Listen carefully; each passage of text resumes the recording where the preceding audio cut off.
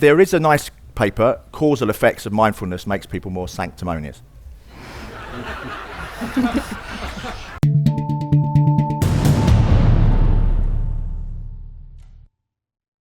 The first section of this discussion is, are things an essential part of who we are?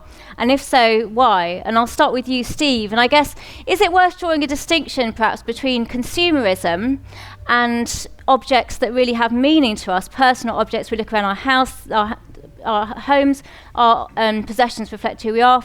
Anyone who's cleared out a relative or a parent's house after they've died, those objects really have very nostalgic and positive associations and bound up with memory. So should we draw that distinction, do you think? Yeah, I know what you mean, but you mentioned this before, that possessions are associated with the past. I think, Mary-Ann, maybe you mentioned that. And that is one of the issues that, in spirituality, for example, everything is based on living in the present. We all know that it's very beneficial to live in the present. That's the basic principle of mindfulness, giving your full attention to the present moment. And one of the issues with possessions is that they belong to the past, which isn't a bad thing, but if you orientate yourself too much towards the past, then you lose sight of the present. So I think in order to be fully present, you do need to let go of possessions, and you do need to be firmly focused on your present experience rather than the past. I don't think you can really make sense of your present unless you do understand your past. Because otherwise you're sort of floating in a nihilistic soup, an ahistorical soup. I mean, even if it's difficult, the way to live comfortably, sort of happily, be in that present moment is to have made peace perhaps with your past. But sometimes that requires having the guy ropes and the tent pegs that make you know who you are, who you could be, or where you've come from. Do you think perhaps there's been a historical shift that in the past our possessions were to do with memory, family, things we inherited from our ancestors and so on? Nowadays, our possessions, our gadgets are about being in the present, perhaps in a bad way, that we're sort of scrolling through our social media. So do you think there's been a historical shift? I think since time immemorial, your hunter-gatherer from the Paleolithic was kind of eyeing up the other guy's wolf skin, going, oh, you kept the head, did you? Right.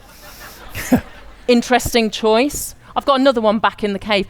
I think that's just something essential about humans. And the point you made about hunter-gatherers sort of live lightly, I do accept that. That is true compared to, the boxes of crap that are in my house, for example.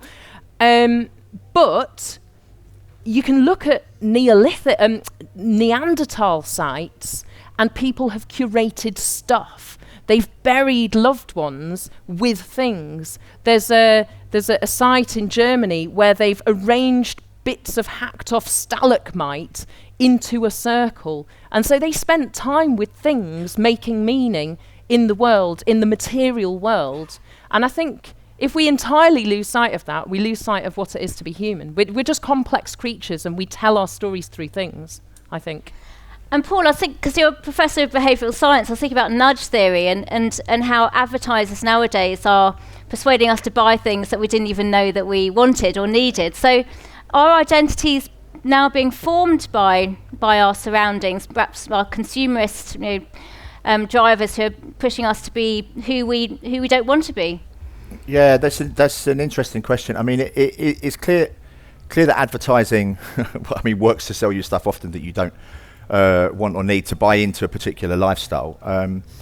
It's always an interesting question of whether historically that was, how much has changed, because I do think I take the point about we're naturally comparative creatures. That's part of the human condition, is to compare ourselves to others. So the basis on which we do that may of course have changed over time, but the fact that we do that is pretty much part of who we are. I just want to say something quickly on the role of nostalgia, because I'm someone who generally does live in the moment. I don't really think very much about the past, but the evidence is quite compelling on the role of nostalgia. It's a good part of human well-being to be reminded of times and places that felt better or good. And I will just say something about mindfulness. as someone who doesn't like it very much, is that there's a very and of course, actually, the really important point to make about that is that there's a lot of differences across individuals, and anyone who tries to prescribe a one-size-fits-all approach is selling snake oil.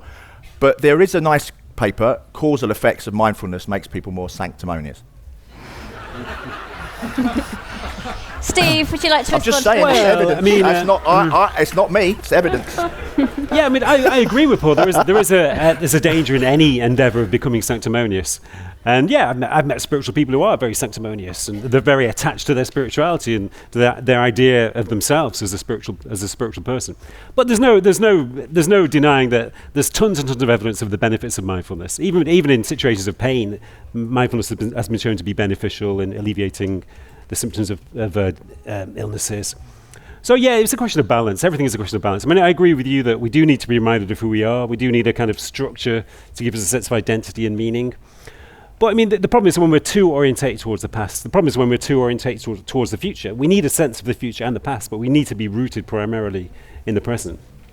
And I guess may I? Go ahead. That idea of sort of like being focused too much on the future ties into peak stuff that you're always trying to acquire. You're always aiming towards the better car, the bigger telly. I do want to ask you about why you like your big telly, but Because you that look means bigger that on you're it. not 'Cause you look focused, big in the screen. focused sort of in the present either. What? No, I meant that in a good way, because you're in my living room. Oh right, I see. Yeah, that's what I meant. It was kind of meant to be a compliment, but it came out really badly. Let's go back. Edit that bit out. Nice. So yes, no, I take your point that. Yeah, it's that striving, is it? Striving to acquire more. That's future-based, isn't it? Wanting more. It's always wanting more from the future. But a bit of striving is good, right? Yeah, striving is good in some senses, but not in terms of like striving to acquire more things that you don't really need. Or If it's striving within a community, maybe not so much the bankruptcy because your neighbour's just won the lottery, but if you see the people who, I know this isn't quite how the world works, but you know, the people who've got jobs and their kids work hard at school and they've got the big telly to simplify life enormously to a point of perhaps, you know, nonsense, that's a useful thing. So this is essentially Hirschman's tunnel. So imagine yourself in a traffic jam. Introduce Hirschman. It's just this is just the name of what I'm about to explain. You're stuck in a traffic jam with two lanes, both of which have stopped. The other lane starts moving before yours does. What goes off in your mind? Well, two things. First of all, I'm really pissed off. I should have been in the other lane. That's the relative effect. But also, there's a signaling effect that your lane might start moving soon. And so when we look at relative effects of other people's consumption, other people's income, most of the time, in most of the world, it's the I wish I was in the other lane. But in certain cultures, in certain countries, in poorer parts of China, in India, there's a signaling effect. When other people do well, it's a signal that I might do too. But yeah, I mean, interesting point about keeping up with the Joneses. But there's also a question coming back to identity about, you know, do our objects say something about who we are as individuals, or do we live in communities where the group influences the possessions that we own? Absolutely, because you form your identity by having that reflected back to you by others. I'm sure you'll disagree on that. But you also form your identity by identifying who is them, not us. So if those people over there have flash cars and that's not your kind of a thing, then you may well go to take a kind of stronger position in opposition to that. We're not the flash car kind of people. We're the tumbly down, you know, fix it together with a bit of, twine and gaffer tape and drive around, north of Scotland with it. We're those people, And counterculture, I guess, would be an example of that. Yeah, exactly. But I mean, Steve, I was going to ask you, because in a way, mindfulness and meditation and minimalism, it's almost become an industry in itself nowadays. And some people might use that affiliation to meditation practice as a way to signal their identity. So even though they lack many possessions and they go for minimalism, subscribing to that culture might be a way of signalling who they are.